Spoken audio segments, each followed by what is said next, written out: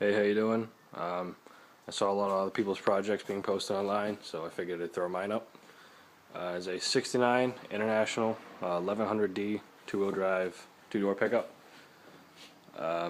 Pretty rare truck. I really haven't seen a lot of them since I bought it. It's one of their decent-looking body styles. They made a lot of ugly trucks. I thought this truck had a pretty nice body line style and everything. Whoever did the paint job had no idea what the fuck they were doing. But that's next on the list. When I bought this truck, it had the 345 with 4-barrel carb on it, and it had a Borg Warner T19 transmission.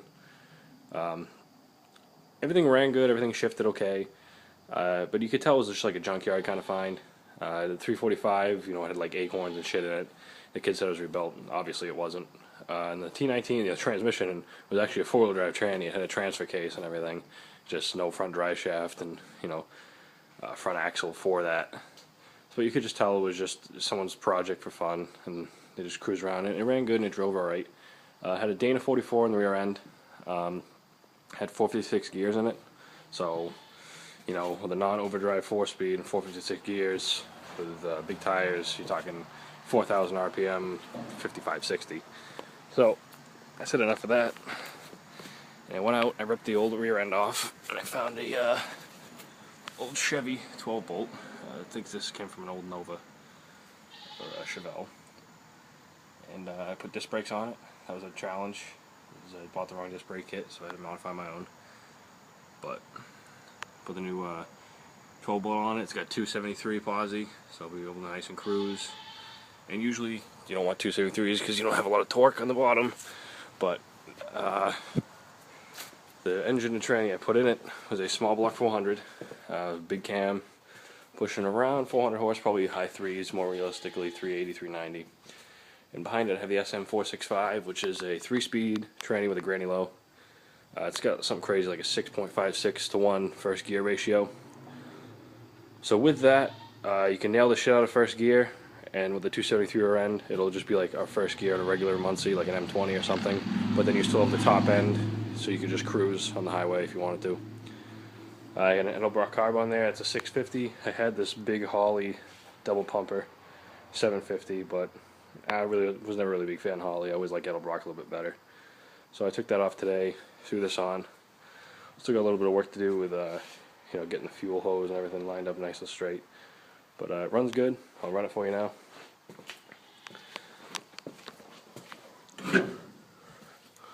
You can see all black interior with white trim. Still got a lot of work to do. Obviously, the gauge cluster isn't in yet and all that shit. It's got a hydraulic clutch I put in. Either my master slave's leaking by. I have to look in that pretty soon. Well, I have to connect the battery cable. For exhaust, I have just headers, and then on the end of the headers, I threw some Cherry Bomb glass packs on. It's a little too loud for me. I think I'm going to throw a set of pipe and then another set on. I like the roar of it, but it's just a little too noisy for me. But here we go. Let's put it down for a second. I have to hold the wheel cylinder.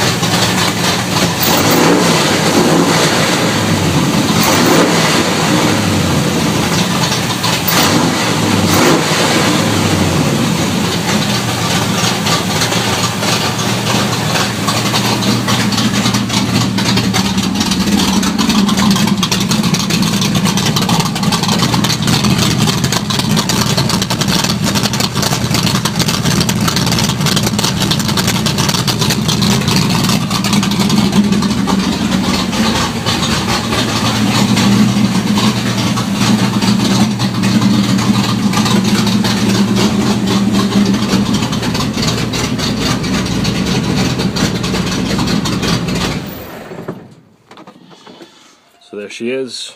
She's got a lot of work to be done, but it is probably going to be one of the fastest internationals ever, probably ever, or at least one of the quickest. If anybody's watching this and is a big international guru, if anyone knows of a kit that they make for the two-wheel drive front axles for disc brakes, please send me a message or something. I've been looking for one. I can't find one.